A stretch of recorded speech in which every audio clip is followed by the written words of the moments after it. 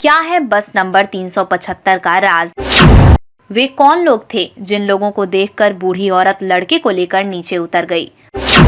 महिला कंडक्टर ने बस को रुकवाने पर इतना जोर क्यों दिया? ये एक रात की रहस्यमयी कहानी है जो 14 नवंबर 1995 को घटी थी। ये कहानी चीन के बीजिंग से शुरू होती है। नवंबर का महीना था, ठंड भी काफी ज्यादा थी और बाहर कोहरा भी था। उसी रात रूट नंबर 375 की एक बस चलती है। चीन की बस नंबर 375 अपने निर्धारित समय पर युआन मिंग हुआन्स बस टर्मिनल से जियांगशान के लिए निकलती है। बस पूरे यात्रियों से भरी हुई थी और कुछ किलोमीटर चलने के बाद बस से धीरे धीरे यात्री अपने अपने बस स्टॉप पर उतरते चले गए। अब बस पूरी तरह से खाली हो चुकी थी। बस में अब एक ड्राइवर और एक महिला कंडक्टर बच गई थी। फ्रेग्रेंट हिल का सफर अभी लंबा था क्योंकि अभी और 7 स्टॉप बचे हुए थे। लगभग आधी रात का समय हो चुका था। चारों ओर सन्नाटा पसरा था और जिस रास्ते से ये बस जा रही थी वो रास्ता भी गांव और जंगलों के बीच से होता हुआ जा रहा था।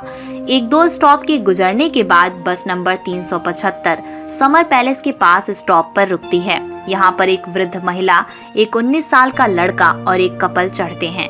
यंग कपल ड्राइवर के पीछे वाली सीट पर जाकर बैठ जाते हैं और लड़का साइड वाली सीट जो बस के गेट के पास होती है पर जाकर बैठ जाता है और वृद्ध महिला उस लड़के के ठीक पीछे वाली सीट पर बैठ जाती है। अब बस में कुल 6 लोग थे, 4 यात्री और 2 बस कर्मचारी। बस दोबारा अपनी मंजिल की ओर चल पड़ती है और बस के अंदर का माहौल बिल्कुल शांत होता है। बस जिस रास्ते से होकर गुजर रही थी उस रास्ते पर कहीं कोई भी इंसान नजर नहीं आ रहा था क्योंकि बाहर कोहरा भी घना था। लगभग 4 स्टॉप गुजरने के बाद बस के ड्राइवर को 2 लोग सड़क किनारे खड़े नजर आए। ये देख पहले तो ड्राइवर ने सोचा कि बस को नहीं रोकूंगा क्योंकि वो जहाँ खड़े थे वहाँ कोई बस स्टॉप नहीं था, लेकिन महिला कंडक्टर के समझाने पर ड्राइवर ने बस रोकी। महिला ने कहा कि ये इस रूट की आखिरी बस है और उन्हें कोई दूसरी बस नहीं मिलेगी। बस रुकते ही वो 2 लोग बस के पीछे वाले दरवाजे से अंदर दाखिल होते हैं, मगर तभी हैरान कर देने वाली बात ये हुई कि बस में सफर कर रहे यात्रियों और बस कर्मचारियों के होश उड़ गए। उन्होंने देखा कि बस में 2 नहीं बल्कि 3 लोग दाखिल हुए थे। उनमें से 2 व्यक्तियों के चेहरे बिल्कुल सफेद थे। तीसरे व्यक्ति को उन्होंने अपने कंधे के सहारे देकर खड़ा रखा था। तीसरे व्यक्ति का सर नीचे की ओर था, बाल बिखरे हुए और उसका चेहरा बिल्कुल ढका हुआ था। तीनों लोगों ने चीन के प्राचीन काल के कपड़े पहने हुए थे। ये तीनों पैसेंजर बस के सबसे पीछे वाली सीट पर जाकर बैठ गए। बस में अशांति ना फैले इसलिए महिला कंडक्टर ने लोगों को समझाया। उसने कहा कि हो सकता है ये लोग किसी नाटक कंपनी में काम करते हों और देर रात होने की वजह से घर जाने की जल्दी में अपने कपड़े उतारना भूल गए हों। बस नंबर 375 आगे की ओर बढ़ी। अब बस में कुल 9 लोग सवार थे। बस में पहले से जो वृद्ध महिला सफर कर रही थी वो बार बार पीछे की तरफ मुड़कर देख रही थी। जब अगला स्टॉप आया तो यंग कपल इसी स्टॉप पर उतर जाता है। बस नंबर 375 फिर से अपनी मंजिल की ओर आगे बढ़ती है। अब बस में कुल 7 लोग थे। अभी भी वो वृद्ध महिला बार बार मुड़कर उन 3 लोगों को देख रही थी। वे लोग उनको कुछ अजीब लग रहे थे, मगर बस में मौजूद बाकी सारे लोग अपने आप में व्यस्त थे। महिला कंडक्टर ड्राइवर से बात करने में व्यस्त थी। वृद्ध महिला के आगे बैठा हुआ लड़का बस की खिड़की से बाहर का नजारा देखने में व्यस्त था। करीब 2-3 किलोमीटर ऐसे ही आगे जाने के बाद वृद्ध महिला जोर से चिल्लाती है और अपने आगे बैठे हुए लड़के को एक तमाचा लगाकर कहती है कि कहाँ है मेरा पर्स। ये सुनकर महिला कंडक्टर वृद्ध महिला की ओर आती है और कहती है कि आपका पर्स इसने नहीं चुराया, ये तो आपके आगे बैठा हुआ है। लड़के ने भी यही बात वृद्ध महिला को समझाई, मगर वृद्ध महिला अपनी बातों पर अड़ी हुई थी और लड़के को पुलिस के हवाले करने की बात करने लगी।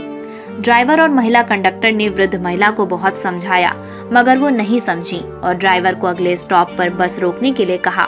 बस रुकते ही वृद्ध महिला ने लड़के का कॉलर पकड़कर घसीटा और नीचे उतारा।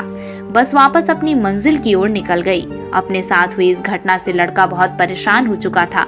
लड़के ने वृद्ध महिला से बोला, मैंने आपका पर्स नहीं चुराया और आपके गलत इल्जाम की वजह से मेरी ये आखिरी बस छूट गई। अब मैं घर कैसे जाऊंगा और आप मुझे कौन से पुलिस स्टेशन लेकर जा रही हैं, क्योंकि यहाँ अगल बगल में कोई पुलिस स्टेशन नहीं है। तभी वृद्ध महिला एक लंबी गहरी सांस भरने के बाद लड़के से कहती है, मैंने तुम्हें पुलिस स्टेशन ले जाने के लिए बस से नहीं उतारा और ना ही तुमने मेरा पर्स चुराया है।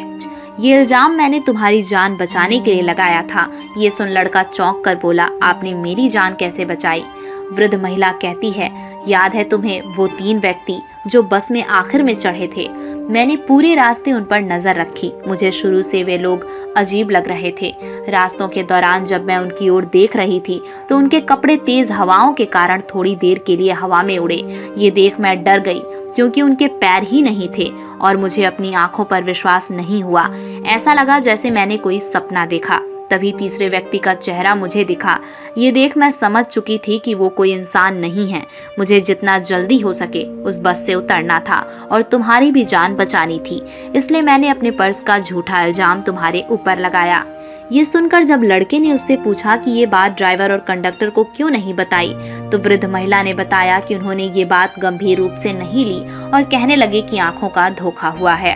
इसके बाद वृद्ध महिला और लड़का तुरंत पुलिस स्टेशन जाते हैं और पुलिस कर्मचारियों को अपने साथ घटी इस घटना के बारे में बताते हैं। लेकिन पुलिस कर्मचारी उनकी बातों पर यकीन नहीं करते और उन्हें घर जाने की राय देते हैं। साथ में पुलिस ये आश्वासन देती है कि अगर इस तरीके की घटना हुई तो उसके ऊपर पुलिस कार्यवाही जरूर करेगी।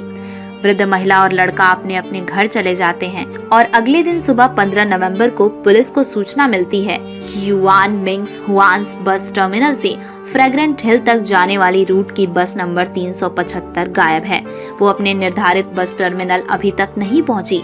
पुलिस को ये सूचना मिलने के बाद ये समझ आ गया था कि वृद्ध महिला और वो लड़का जो कह रहे थे वो सच था। तुरंत पुलिस वृद्ध महिला और लड़के को पुलिस स्टेशन बुलाती है और उनकी बताई बात को रिकॉर्ड करती है। देखते ही देखते पूरे चीन के बीजिंग में ये खबर आग की तरह फैल गई कि रूट नंबर 375 की बस गायब है। पुलिस की काफी मशक्कत और छानबीन करने के बाद भी बस नंबर 375 की कोई जानकारी नहीं मिल रही थी। यहाँ तक कि पुलिस ने सारे सीसीटीवी कैमरे खंगाले मगर कहीं भी उस बस का नामो निशान नहीं था। 16 नवंबर को पुलिस को सूचना मिलती है कि एक बस नदी में गिरी हुई है। पुलिस मौके पर जाती है और उस बस को नदी से बाहर निकालती है। पुलिस ये देख चौंक जाती है क्योंकि जो बस नदी में गिरी हुई थी वो बस नंबर 375 थी। ये बस फ्रेग्रेंट हिल से करीब 100 किलोमीटर दूर एक नदी में मिली। पुलिस क्रेन की मदद से उस बस को नदी से बाहर निकालती है। बस के अंदर कुल 2 मरे हुए लोगों की लाश थी, जिनमें एक ड्राइवर और एक महिला कंडक्टर शामिल थे। चौंकाने वाली बात ये थी कि उन दोनों की लाशें, कंडक्टर और ड्राइवर, बिल्कुल ठीक थी, लेकिन बाकी की 3 लाशें पूरी तरह सड़ चुकी थीं। उन लाशों से बहुत बदबू आ रही थी। अभी तो और भी बहुत सारी चीजें चौंकाने वाली थीं। डिपो से संपर्क करने पर बताया गया कि बस में इतना फ्यूल नहीं था कि वो 100 किलोमीटर आगे तक जा सकती थी। जब पुलिस वालों ने बस के फ्यूल टैंक को खोलकर देखा तो फ्यूल टैंक ताजे खून से भरे हुए थे। रूट में जितने भी सीसीटीवी कैमरे लगे हुए थे उनमें से एक भी सीसीटीवी में वो बस कैद नहीं हुई। ये घटना 1995 की सबसे बड़ी घटना थी और इस घटना को ग्लोबल टाइम्स के अखबार ने अपने चैनल पर दिखाया था।